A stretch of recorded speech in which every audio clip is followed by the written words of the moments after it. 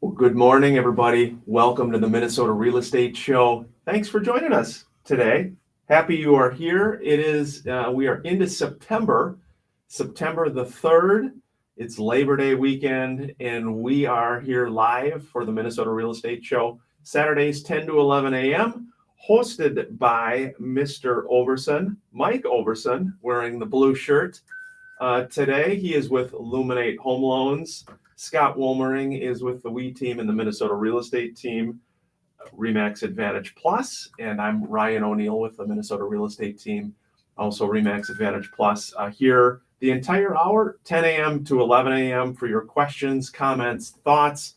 A lot of great items to discuss as well. In studio with us today, we've also got Brad Sanford with Farmers Insurance. Happy to have Brad. He's wearing the white. And it should be a fun show, interactive show. And Scott, good morning to you, bud. Yeah, good to be here. Welcome everybody. Thanks for tuning in. Hopefully you can hang out with us for the next hour. Like Ryan said, we talk everything real estate and mortgage as it relates to the Twin City market and what's kind of going on currently, what we think is going to happen here in the near future. You can text us during the show, 612-294-6949. We're actually going live on air right now. Here we go. Thanks for tuning in.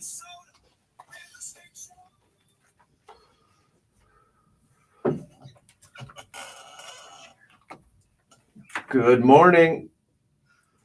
Welcome to the Minnesota Real Estate Show. Thanks for joining us. Saturday, September 3rd, Labor Day weekend.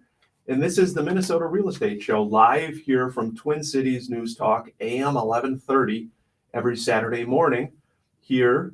The show is hosted by Mike Overson of Illuminate Home Loans, Scott Wolmering of the WE team and the Minnesota Real Estate team with RE/MAX Advantage Plus, and I'm Ryan O'Neill with the Minnesota Real Estate team, RE/MAX Advantage Plus. Here the entire hour from 10 a.m. to 11 a.m. We welcome your questions, comments, thoughts. 612-294-6949. 612-294-6949 is how you can call us or text us throughout the show.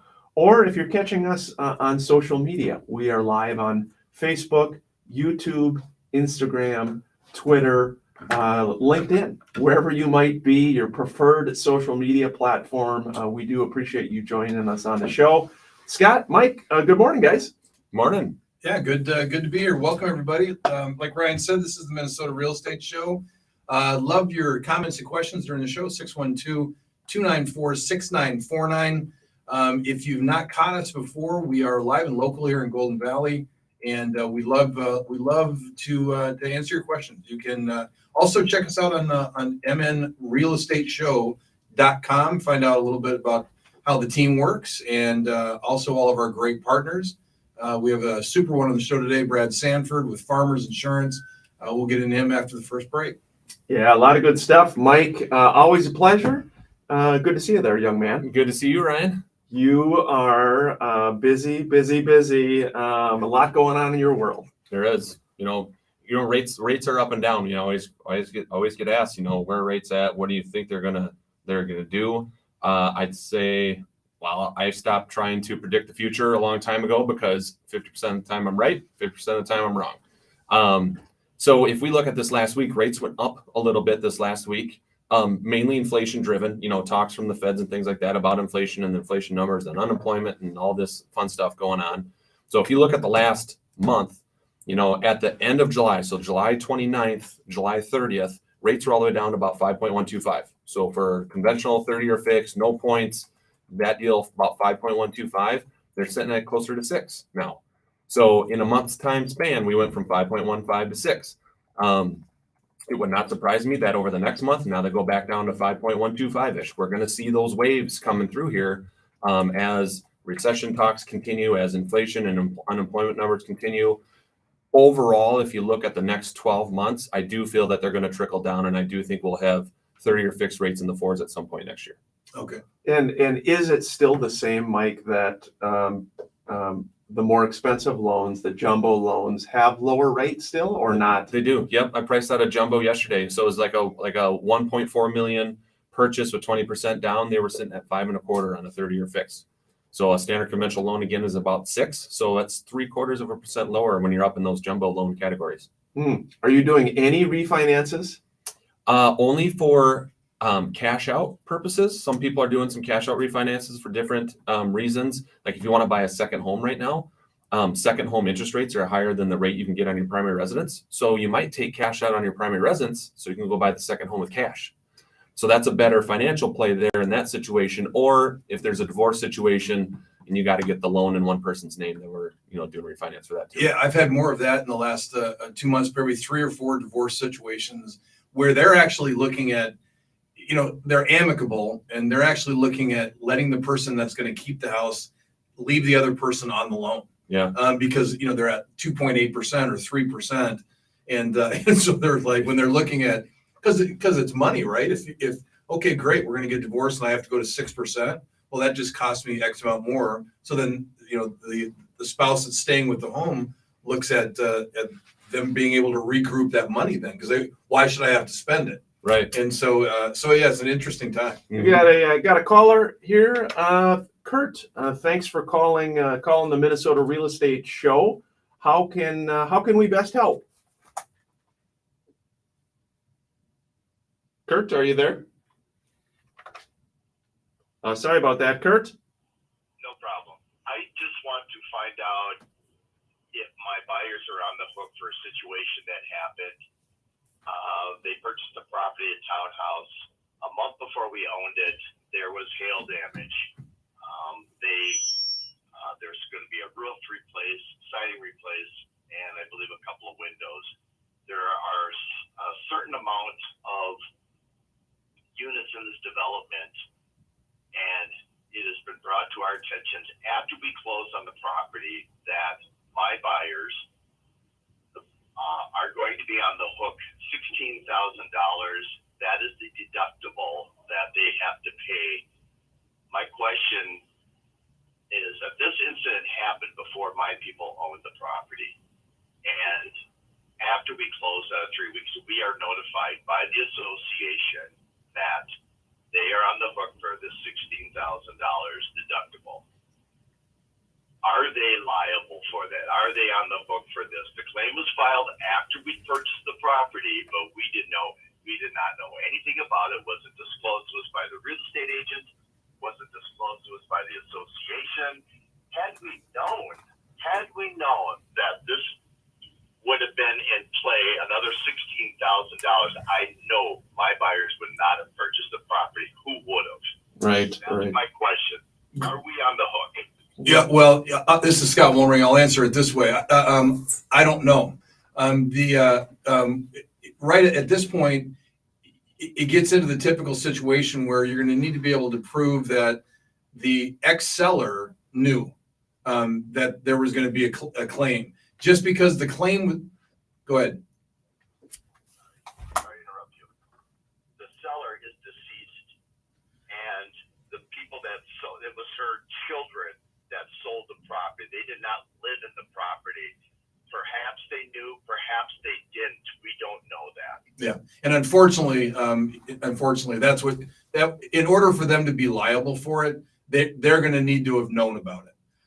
The association, frankly, doesn't have any responsibility to disclose anything to you. The parties of the transaction do if they know it. But my gut is that if it's kind of an estate situation, they probably didn't even know that it was in place. Brian? Yeah, what I would add to that, I think a really important thing to look at, since this is because of the association, is to look at that resale disclosure certificate that the association is responsible to provide the buyer prior to closing, as well as any and all of the condo documentation. Now, of course, as an agent, but just for everybody listening, the buyers have 10 days essentially to review all of that information. And so it's kind of a sticky situation on this one, Kurt. I'm really sorry to hear about what's happened to your buyer.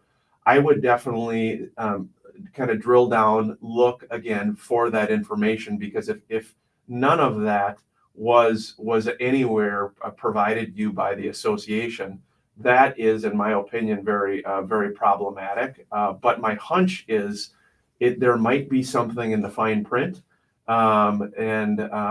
Unfortunately, this is matters that probably head to the attorney world, unfortunately. That's what I'm afraid of. Yeah, there's another backstory on the association. Everybody that was involved in the association that lived in the development has quit. And the association president who took it over is kind of learning as he's going. And so it was a matter of non-disclosure, and that's the problem. Oh, Yeah, man. what a mess. Sorry to hear that. Hey, Kurt, are you on a lighter note? Are you heading to the fair? You know what? I went there last night, and I would recommend to anybody, if you go tonight, we went to the Line of Kugel stage, and we saw the Family Stone. I don't know if you're familiar with Sly and the Family Stone back in the late 60s, 70s. I think they even performed at Woodstock. The music was phenomenal. You have to go. I will put a plug in for him. The girl that's in the band, she is the daughter of Sly, and her mom played in the band too. They played all the hits. They nailed it. And I would recommend to anybody, if you have a chance to go see them tonight, it was amazing. Fun. Cool. Fun stuff. Well, hey, thanks for calling in. Hope you have a good rest of the weekend. Okay. Thanks, Kurt. Yeah, thank you so much. A really good question. Tough one. We're already up against the first break at the Minnesota Real Estate Show. After the break, we are going to dive into the real estate update, have some very interesting numbers to share with everybody here, and appreciate you joining, whether you're catching us on the radio, AM 1130, Twin Cities News Talk, or anywhere on social media. This is the Minnesota Real Estate Show. Thanks for watching, everybody. Hopefully, I know it's sometimes harder to hear the callers too. You can see I like to share the phones with our mic in the studio. And essentially, the question was regarding a disclosure of a pretty significant bill that the new buyer of a townhome had. And my hunch, Scott, is that it probably was disclosed. My feeling is it's somewhere in the association documentation. Well, the only thing is, though, he said that the claim was actually filed after the closing. Yeah, I don't believe that. Just from my experience, just knowing the processes and how long this takes. What happens with associations is they send out a bunch of stuff. Hey, this may be coming down the pipe. But again, maybe the association's very disorganized too. Or they sent it out, but again, if the kids took over, are they even getting the information? Sure. Good point. And if it was filed after the closing, would it even be in the resale disclosure? Right. So the question is the date of loss, right? So Sure. if the date of loss is prior to the sale, then the kids might be able to file a claim on their mother's behalf of the estate with the previous insurance company to see if the previous insurance company will fill it and fix the problem. Perfect question for you. I was getting ready to hit the button. I should have. Sorry, I should have. Maybe we'll come back. We'll hit that. It's a good question though. It is. But in this particular case, the insurance is through the association is basically assessing everybody this $16,000. The loss assessment? Yeah, so because it happened to the entire complex, and then basically after it's get paid, they're saying, okay, now you all owe X amount. $16,000. Yeah, interesting one. They require you to carry a certain amount of loss assessment. So absolutely. That's why I'm saying if you got the date of loss, the previous policy might kick in. Yeah, Thanks we should for- hit them when we go back. Yeah, a lot of good comments. Jeff Troop, thank you so much for your comments, for joining us. Hope you're having a great weekend. It is State Fair time. We are not at the State Fair. Brad, you had asked, are we going to be out there? Yes. We have been there years before. Years before. Yeah, it was actually it was fun. It was fun. It was fun going there, but kind of driving in. Crowd control was the issue, right? Yeah, Yeah, crowd control always is. Speaking of State Fair, I've got a good topic. I had a question come in about the properties around the State Fair and parking, and how is the value? Does that help the value of the property? In other words, Mike's. This gentleman had said that he pays for his full year's worth of mortgage from the State fair parking. state fair parking. A full year of mortgage? Yeah, I mean, think about it. Think if about you can it. get 10 cars in your yard and you're paying, if you're right there, you're paying $50 a car, yeah, right? you're paying a lot. That's $500 for 10 cars. So let's say you could do 20 cars a day because you got turnover throughout the day. They're not going out there 8 in the morning and leaving at 10 at night. That's There we go. $1,000 a day, 14 days, making 14 grand. I mean, that's not a full year, That's not a but full year, but maybe you're paying Yeah. $100 or Then you just take Good care of your morning. grass after that? And welcome back to the Minnesota Real Estate Show. $200 Appreciate you joining us. Brad Sanford, Farmers Insurance, is here with us. And Brad, you had some good thoughts too, just regarding the insurance matter. Yeah, I would tell Kurt that what is important is the date of loss. And so make sure that you pursue that with the association and see if maybe the kids are willing to file a claim, or maybe in the claim that they filed, maybe the date of loss is prior to purchase. But I would nail down that date of loss time to see if the other insurance company will kick in the loss assessment that you need. Good. You're a good man, Brad Sanford. yeah, we're sitting here answering insurance questions Yeah. like we know, and we got the experts. We got right the guy right here. right next to us. Hey, speaking of this, we had a good question come in. It is State Fair time. I wanted to share it. Regarding properties in and around the State Fair, there's a gentleman who noted that he's able to pay his full year's mortgage from the parking that he gets from people coming to the State Fair every day. And they were wondering property values. Does it help our properties more valuable right near the State Fair because of this? No. Scott! They're not. I mean, I appreciate the fact that he's a go-getter and he's able to do that. That's awesome. But still, the majority of people are not going to want to live right next to the State Fair and have people traipsing through their yard and having cars parked outside their house. I mean, You don't think so? No. I mean, you can make a case that it hurts your value probably Yeah. because of the additional just traffic and all that, right? Yeah. The busyness. Well, but most people like that. No, I mean, it is. Yeah, it is. I don't know. It is. I'd say it's a nice benefit, though. If you live there, you're used to it, and you don't mind the traffic and the people. It's a benefit, but it's not. Yeah, like. Oh you yeah, I said, mean, Scott. there's a small percentage of the population that is going to look at that as, I mean, awesome. It's like whatever. There's people that dig on that stuff. It's just the majority of people don't, so it's not going to help it. Yeah. We should all go park in Ryan's yard this weekend. You know, That's and right. and we'll test it out. We'll test the theory out and just see how it feels to, have a bunch of cars parked there. Hey, we do need to hit the numbers. A weekly market update. Actually, not really great numbers, I would say. New listings. How about this? New listings are down 27%. There's 27% less homes for sale in the Twin Cities this past week. 1,326. Pending sales down 23.5%. 1,138 pending sales. So almost all of the new ones that came on were eaten up by all of the sales. And then the inventory is still just slightly increasing, 5.1%.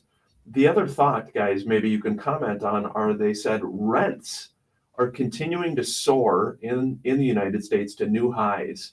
The median rent is $1,879 in the 50 largest U.S. metropolitan areas in July. That's a 12.3% increase from the same time last year.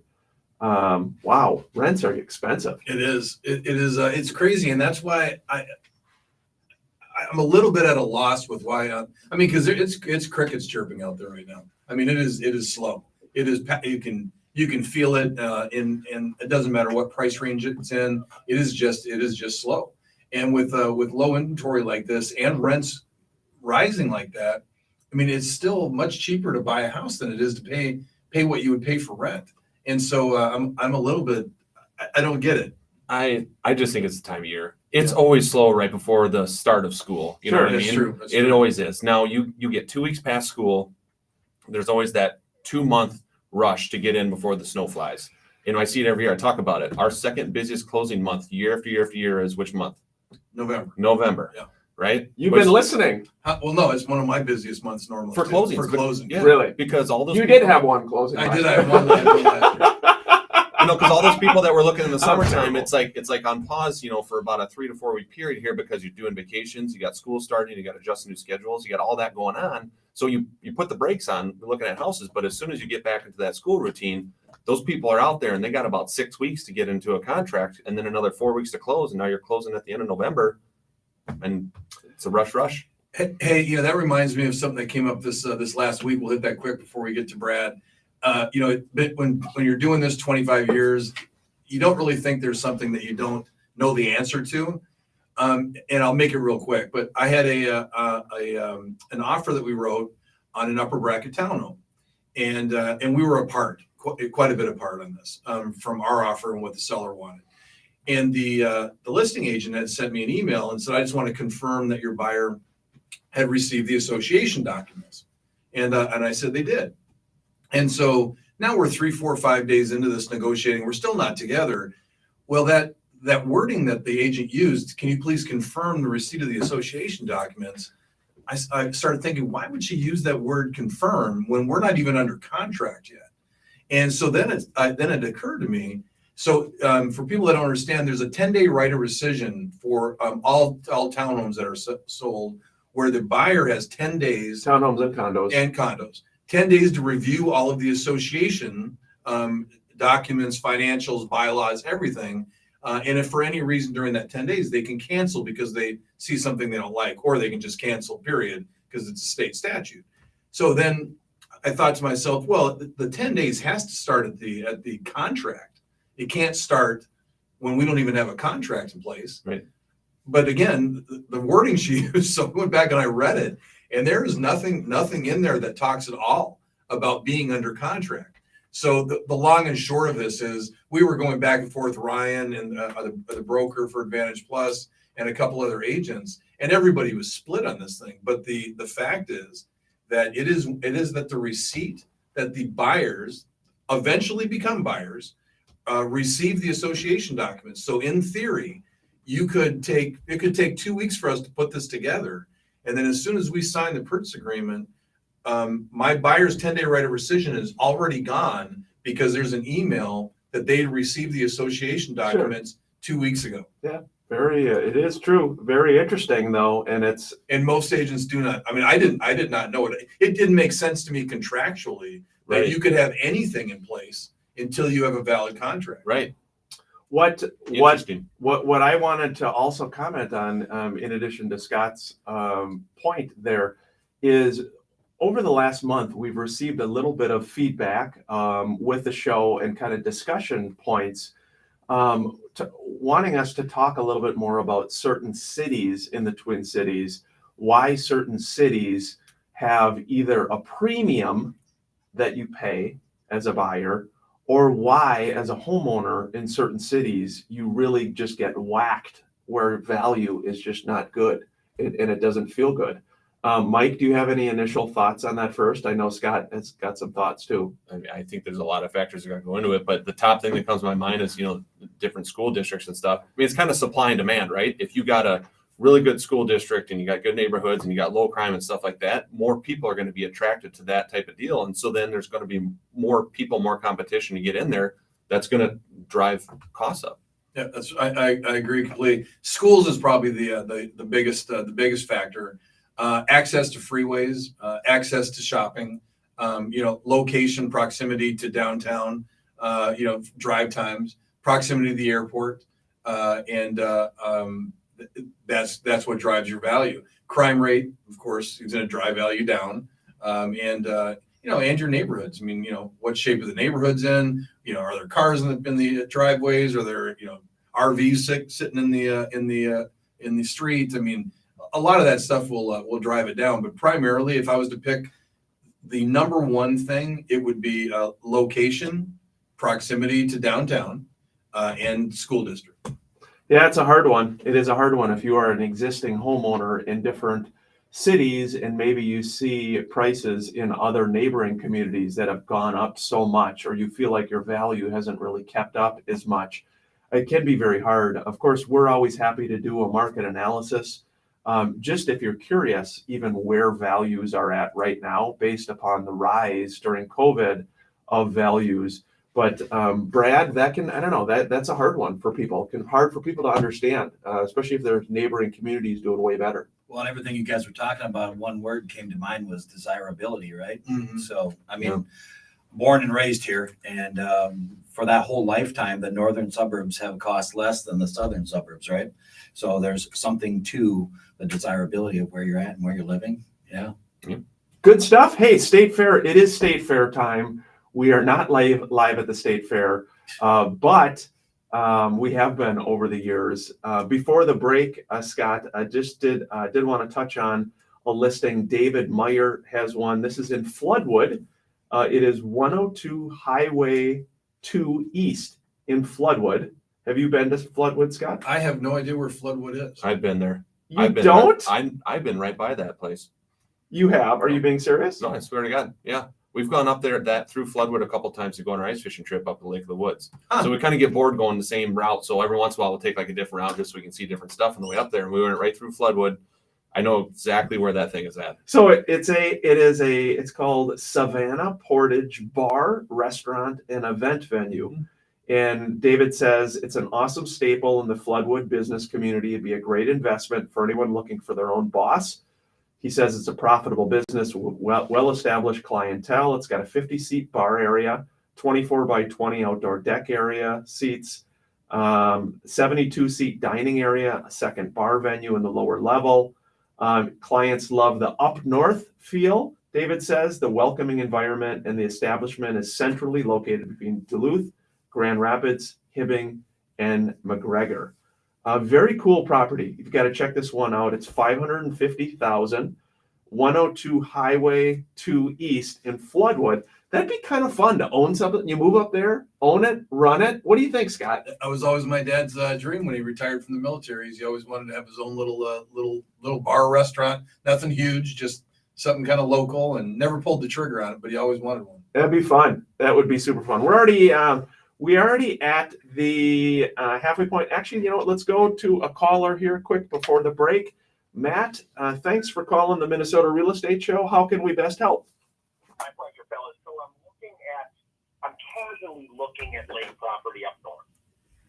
I've got a realtor in town here that I like that I use, but I will use when I do this transaction if I find one that I like. Here's my question. Is it customary to call the listing agents of the property I want to see and ask them to show me the property rather than asking my agent here in the cities to take a full day to drive up north, look at the property, and drive back? Good question. Really good question. Great question. What I would do is I would call your agent here in the Twin Cities and just find out maybe the way that he would want to do it. For me personally, what I would do is I would have a buyer's agent that would represent you in the area. And then I would just collect a referral, but I'd have that buyer's agent represent you. I wouldn't go directly to the listing agent because the listing agent represents the seller. Yeah. I would just add too, Matt, on that because the listing agent represents the seller and the seller's best interest, it can also create some sticky situations where, for example, if the listing agent shows you the property and then you say, hey, I want to bring my buyer's agent in to write the deal or whatever, in real estate, there's something called procuring cause for the commission. And what can happen, unfortunately, I've been through this on both sides of the coin, where because the listing agent is initiating that start of the process, they oftentimes can have a claim for the commission, and it creates a little bit of a dispute between the two parties. So to Scott's point, maybe you find somebody in the area to help, or alternatively, you just tell your agent, hey, let's make a day of it. Let's go up there, and you'll find, I don't know, most agents I'm aware of, or again, they're happy to do it. Correctly said, my agent, it's not unusual for an agent here to make a relationship with someone up in that part of the world and then share the commission. Correct. Yeah, correct. I would call your agent here and just say, look, I want to buy something up there. Why don't you do a little homework? Find me a top agent up there that can represent me. He'll call around up there, find a top agent. He'll collect a referral. You'll be taken care of. Okay, thanks for the help, fellas. All right. Yeah, thanks, Matt. Hope you have a good weekend ahead. We're already at the halfway point at the Minnesota Real Estate Show. Appreciate you joining us. 612-294-6949. Hope folks are able to get out, have a little fun at the state fair. We'll be back after the break. That was an interesting question about the commission. I think most agents will drive it. Most agents, the question was, again, he has an agent in the Twin Cities and there's a cabin up north that he's looking at buying. Should he bother his local agent to drive up there or just call the listing agent directly? Well, and it's one thing if he's established a cabin that he wants to buy, yeah, I'll get in the car and drive up there and take care of it. Yeah. If he's just starting the process, and it sounds like he's just starting the process of looking up north, well, then you're talking about maybe days and weeks or months. Scott likes to drive. Yeah. Then at You that need point, to drive. I'm gonna have someone that actually knows the area that can actually represent him. It's one thing to have one cabin, do a little homework on that. But when you're talking about different lakes, what lakes have value, what lakes don't have value. You need to drive you it. need dude. someone that Drive knows it. it. Get in that car. Make a road trip. Pick a few homes. Show Yes. them the See, home. there you yeah. go, Brad. When I was first in the business, I would drive to St. Cloud for a $25,000 condo. I was a lunatic. I would go anywhere, anytime. I was a lunatic. Had a question come in, or a text. I'll get to the text here when we're back live on air. But that's a good question. I've seen problems though from a commission standpoint when they call the agent up there, they show it, they do all the homework, and then suddenly there's some agent in the Twin Cities that sends over an offer. The person up north is like, "Look, no, I did all the work on this thing now," so it creates problems. I had one in where was that house? In Rosemount, and I had showed the buyers 3 or 4 times, and then I get this purchase agreement, Oh no! and the purchase agreement is from an agent, and it's these buyers. So and in the purchase agreement, he writes that Edina Realty, which is who I was with at that time, promises to pay my brokerage 2.7%. And I'm going to pay him. I'm not going to get into it. I'm not going to get into a pissing match about whether to pay him or not. But I did send back and just said, hey, unfortunately, we can't negotiate a contract within a contract. You're going to have to remove that out of there. Yeah. And he's like, well, no, I wanted to stay in there. I said, you can't. Can't negotiate a contract within a contract. Yeah. And he's like, well, are you going to pay me? I'm like, well, it's really up to the brokerage. But I mean, we paid him, but it's just kind of a crappy way to do it. Brad, how has your business been? Again, Brad Sanford, Farmers Insurance. He's an awesome partner. If you go to MN Real Estate Show under insurance, awesome partner, great guy. You said you've been busy the last few weeks. Oh man, I've filed quite a few claims in the last few days, and I've gotten on roofs and I've walked around properties and I've seen all that going on. So yeah, it's been hectic. My wife, I get home at like 6:30, 7 o'clock, and she's like, "What's going on?" Really? Yeah, well, because I get there at 7:30. I get there early, get stuff done before the phones ring and all that, and then I work late and go out to properties and all that. Plus, I'm adding business and all that. So yeah, it's been busy lately with all these claims. So in a lot of your business, you had bought a book of business from a gentleman, and a lot of it's in St. Paul. It sounds Yes. Yep. So that May 19th storm that we got, that really caused havoc with a lot of the clients. So, and on top of the rate increase, I've had one client that his premium went up 52%. Wow. like. Wow! Yeah. Oh my gosh! So we're taking a look at that one. What is an average deductible that most homeowners have on their home? 1,000 or 1,500. Huh? Anybody who does what's the max deductible? You can go up to 5% of for like wind, hail. You can go up to 5% of the Schedule A, which is the value of the home. So if you have a home insured for 300,000, you could go up to 5% of that. Do you see anybody do that? I have one client that does that. Yeah. Huh? Yeah. Mike, you've seen that? I've seen that. Mortgage side of things, that's the max you can have is a 5% deductible. So if you're getting a loan on your house, there are requirements. I mean, it sounds like that's just standard in the insurance world anyway. So it sounds like in the insurance world, the mortgage world line up where the max is 5%. We all work together. Right? Yep, absolutely. We are going back live on air. Appreciate you joining us on social media, wherever you might be seeing us. If you got questions, comments, thoughts, don't hesitate to join in.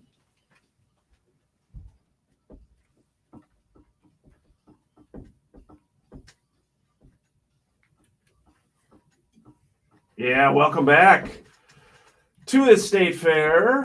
To the Minnesota Real Estate Show. Knew we should have been there. Oh my gosh, I do have State Fair on the brain. It's funny, people have really specific feelings about whether they do or don't like the State Fair.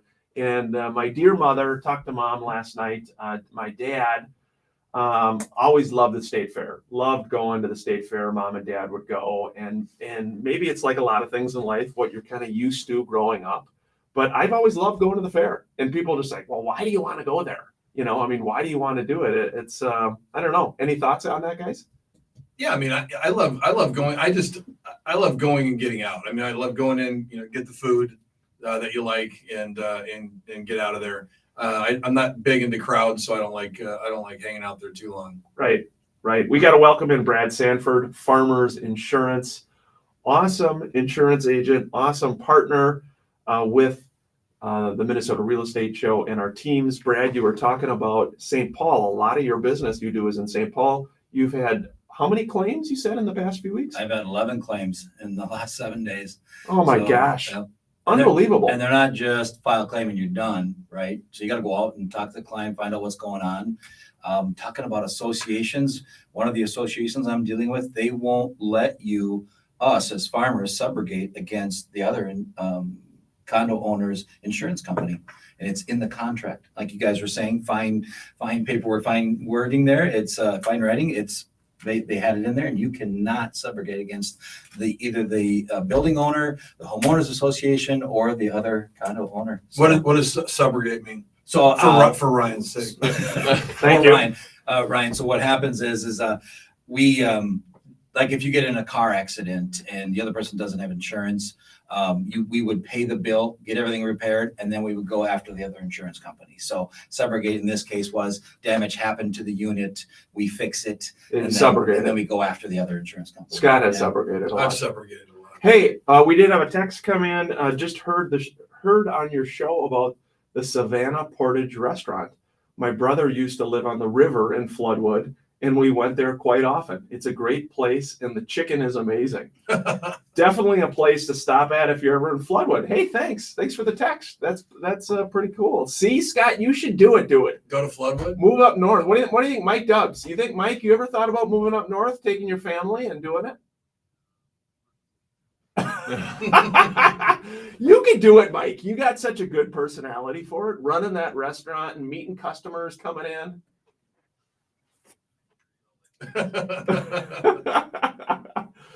Oh man, it is. If you are a restaurant owner or you've owned a bar or restaurant, call in about your experience. I've heard it is kind of a labor of love. I mean, just a tough business. I think it's just, not to be negative, but just harder to keep it running sometimes.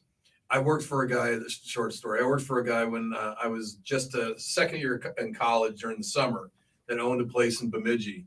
I won't name it because it's still there, but he would sit there and he would drink scotch, and a couple times a week he'd clear the restaurant.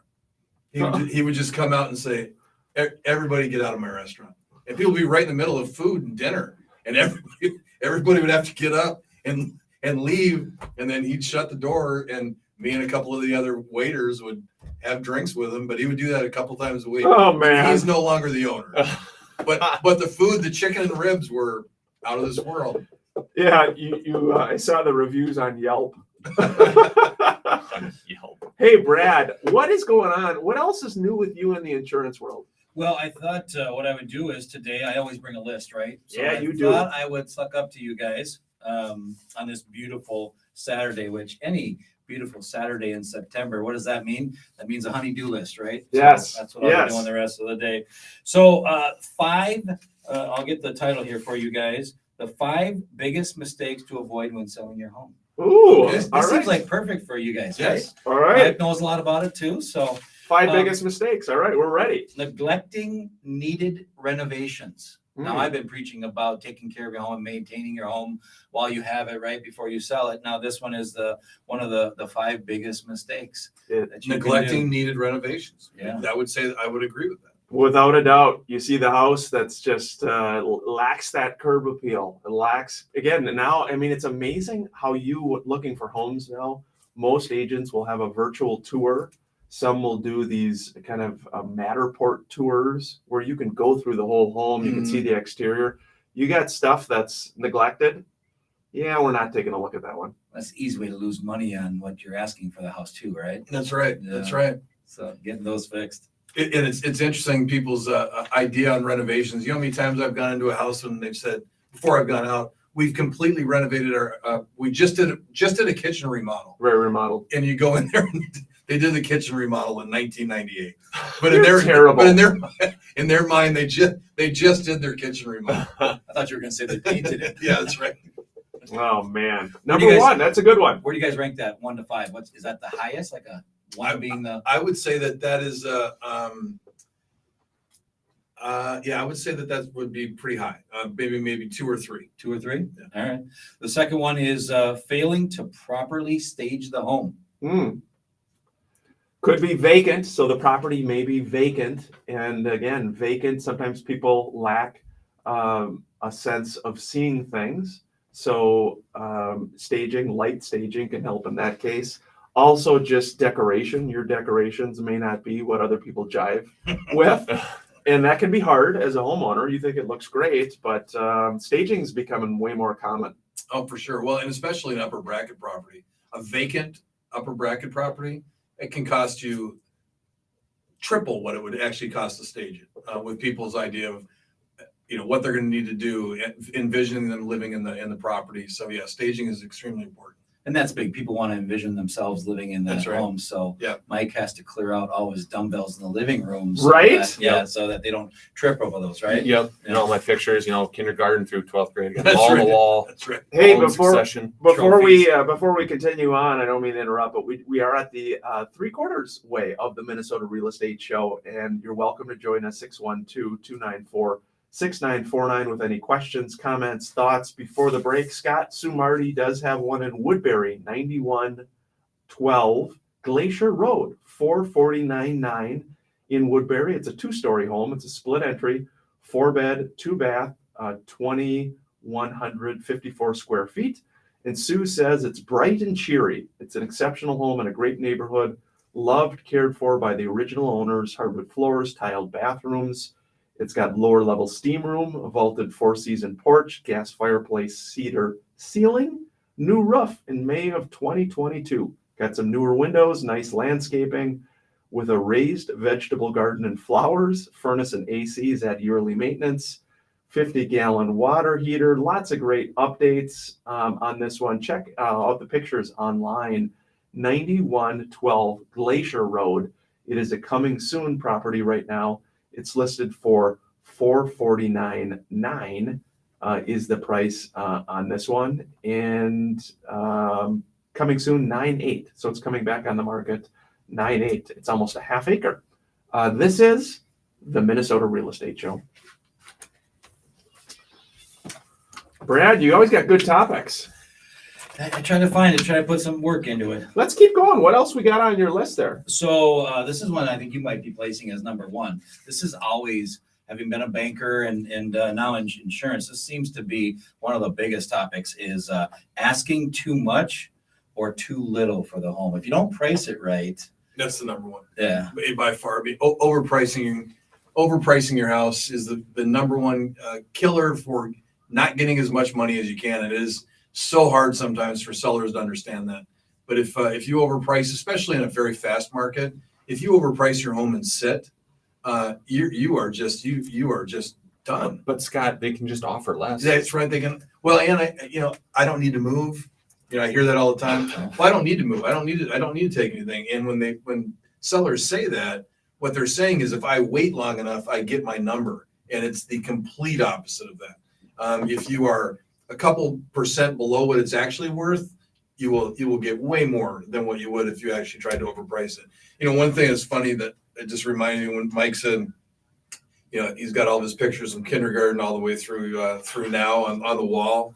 The most emails I ever got from doing this show where people were mad is we had a caller that called in that said, we're getting ready to sell our house and we've got family pictures all over the wall. Should we take the pictures down? And I said, well, are you a good looking family? That's so bad, Scott. and they were like, "What?" I said, "Well, truly, are you a good look?" And she's like, "Well, yeah, I think we're a good looking family." I said, "Leave them up. If you're not, take them down." Generally, the rule in the industry is pictures taking them down. It's harder for the buyer to associate with the new home, seeing everyone else. So that's kind of been the longstanding rule in the industry. With that, we've got a few other phone lines ringing here too. 612-294-6949 is how you can get a hold of us. Sorry, we got phone lines ringing here. A few things going on, but Brad, you came up with some good lists as always, dude. Thanks. Yeah, absolutely. I think it's more important to have a good conversation about real estate and how we all fit into it than trying to make insurance sexy, right? Right. Yeah. Well, we talk about that too. It's like out of the four big for a home buying, right? You got real estate, you got mortgage, you got title, and you got insurance. Those are the four big ones, right? Yeah. Which one is the most boring?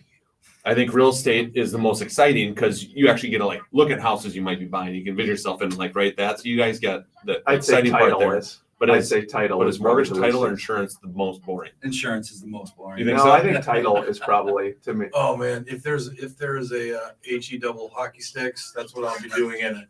Is title Is work. title work? Oh my gosh. I mean, it's literally Scott would be very good. oh gosh. That would be the worst ever for me. You would rather Here we go, clean guys. the bathrooms at US Bank Yes, I Stadium for a would. Oh, living? sorry, not yet. I would. That all that detail work is just not Not your deal? Not my deal. Well, it is. That's why Sarah gets. Here we go, paid. guys. That's right.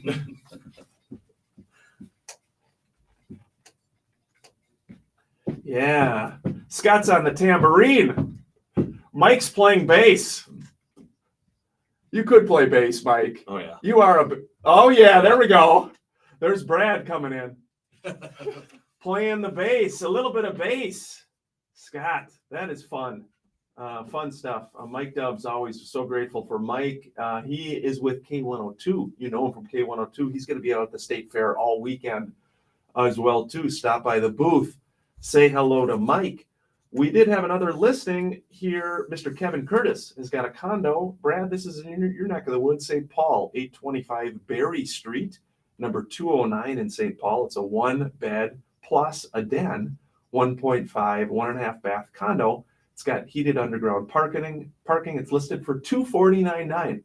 Very reasonable. It's got a gas fireplace, hardwood floors, in-unit laundry, Cambria countertops, gas range, master suite, walk-in closets, double vanity, floor-to-ceiling windows, 2 balconies. It's got easy freeway and river road access, easy access to shopping, light rail, the University of Minnesota, and they are going to have an open house tomorrow. Kevin, tomorrow an open house Sunday, 12 to 2.